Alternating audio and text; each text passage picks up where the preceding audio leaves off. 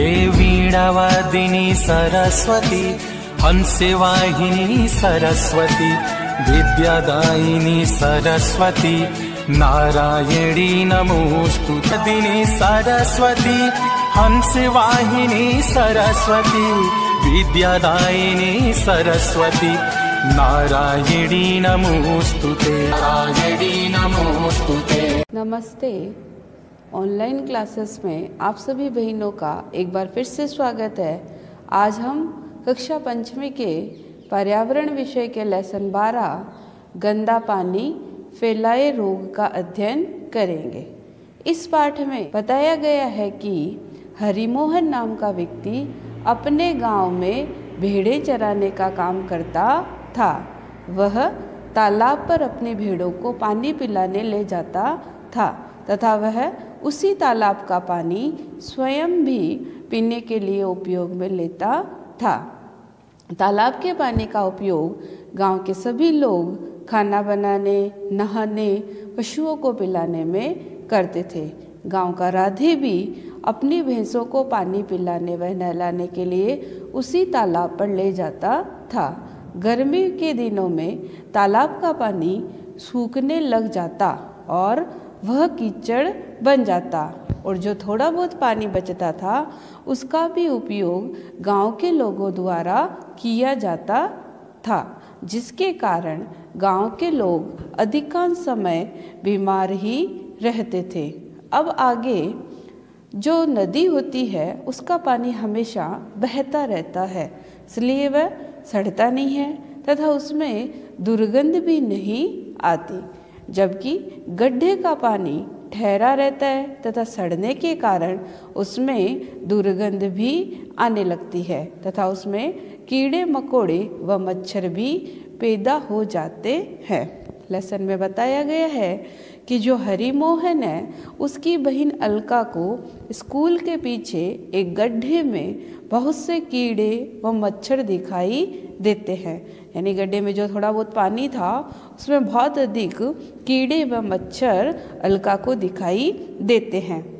जब वह उस गड्ढे के आसपास के पौधों को छूती है तो वहाँ से बहुत से मच्छर उड़ जाते हैं।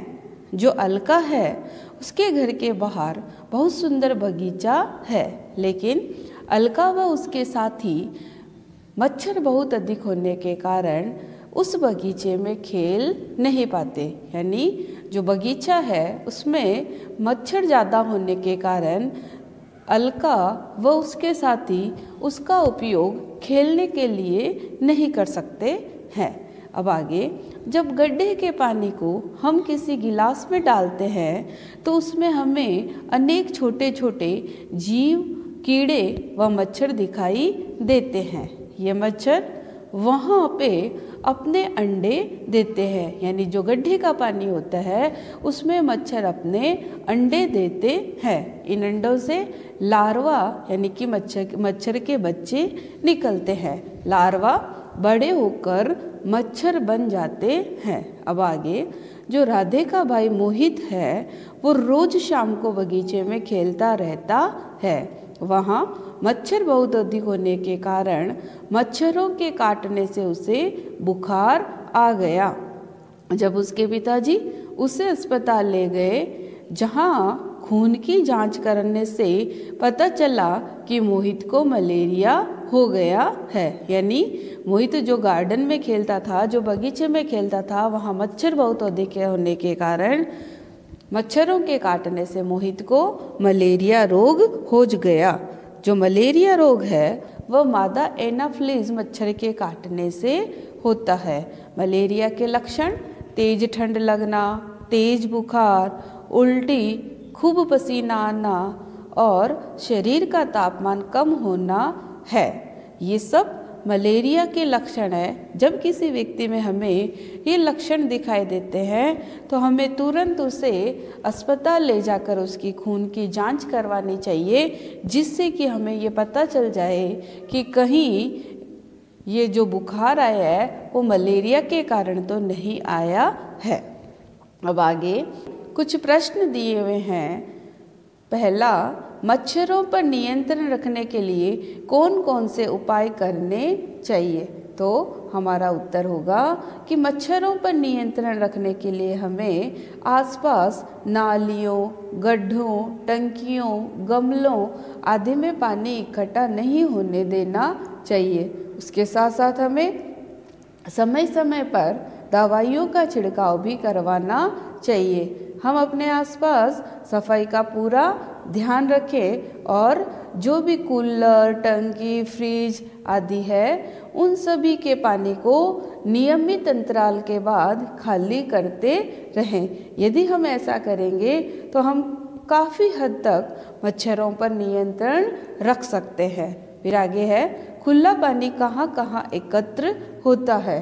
तो हमारा उत्तर है, खुला पानी गड्ढों में, नालों में, नालियों में, तालाब में, टंकियों में, गमलों में एकत्र होता है। यानी इन सब जगह हमने पानी को देखा है। फिर है, इस पानी में मच्छर भी पनपते हैं, क्योंकि ये पानी खुला रहता है इसलिए इनमें मच्छर भी पनपते हैं। अब आगे, किसी डॉक्टर, नर्स या अन्य स्वास्थ्य कर्मी से रोगों से बचाव वाले पोस्टर एकत्र करें और कक्षा में इन पर चर्चा करिए कि स्वस्थ रहने के लिए क्या करें और क्या नहीं करें। आप सभी इस तरह के पोस्टर एकत्रित करेंगे। उदाहरण के लिए नमूने के तौर पे यहाँ एक पोस्टर दिया गया है। फिर आगे है कि स्वस्थ रहने के लिए हमें अपने आसपास साफ सफाई रखनी चाहिए, गंदगी नहीं करनी चाहिए, हमें अपने आसपास पानी इकट्ठा नहीं होने देना चाहिए, समय समय पर मच्छरों को मारने के लिए दवाइयों का छिड़काव करते रहना चाहिए, मच्छरों से बचने के लिए मच्छर निरोधक उत्पादों तथा मच्छरदानी का उपयोग करना चाहिए, खिड़कियों एवं दरवाजों पर जाली लगवानी चाहिए तथा दूषित जल तथा भोजन का उपयोग नहीं करना चाहिए। ये सारे कार्य करके हम स्वस्थ रह सकते हैं। अब आगे देखो, एक सारणी दी हुई है, उसमें कुछ रोगों के नाम दिए गए हैं तथा उन रोगों के फैलने के कारण व रोगों के लक्षण दिए गए हैं। आइए हम इन सबको देखते हैं। सबसे पहले दिया हुआ है पीलिया। पीलिया रोग के फैलने का कारण है दूषित जल एवं भोजन। यानी यदि हम दूषित जल एवं भोजन का सेवन करेंगे तो हमें पीलिया रोग हो सकता है। पीलिया के लक्षण है सफ़ेद रंग की दस्त, मूत्र पीला आना, आँखों और नाखूनों का पीला होना व उल्टियाँ होना। दूसरा अतिसार। अतिसार का कारण भी दूषित जल एवं भोजन।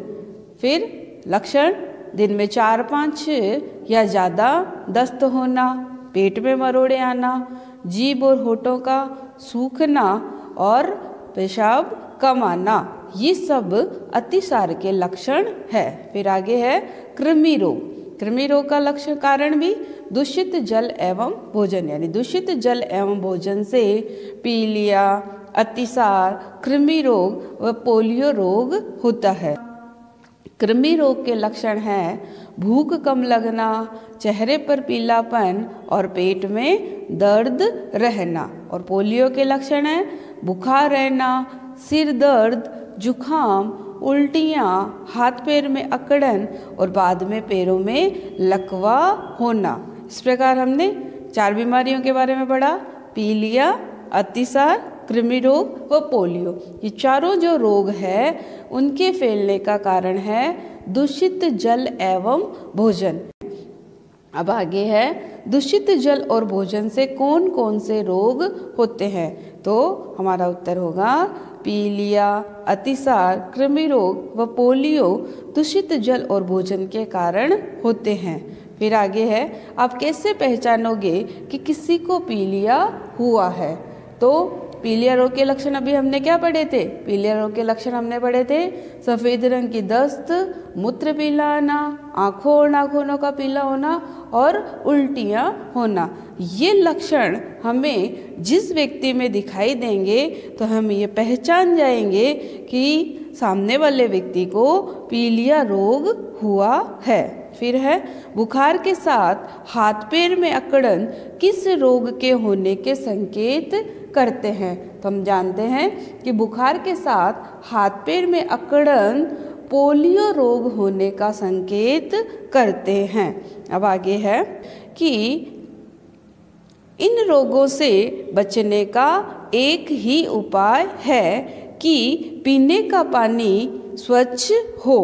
घरों में पानी को छानकर उबालकर स्वच्छ करते हैं। आजकल घरों में फिल्टर लगाकर भी पानी को साफ करते हैं। यानी ये जो भी रोग है इन सब से बचने का सबसे प्रमुख उपाय है कि जिस पानी का उपयोग हम पीने के लिए करते हैं वह स्वच्छ होना चाहिए। इस प्रकार हमने इस पाठ में पढ़ा कि ठहरे हुए पानी में मच्छर पनपते हैं। इन मच्छरों के काटने से मलेरिया और डेंगू नामक बीमारियां होती है। हमें अपने आसपास गंदे पानी को इकट्ठा नहीं होने देना चाहिए।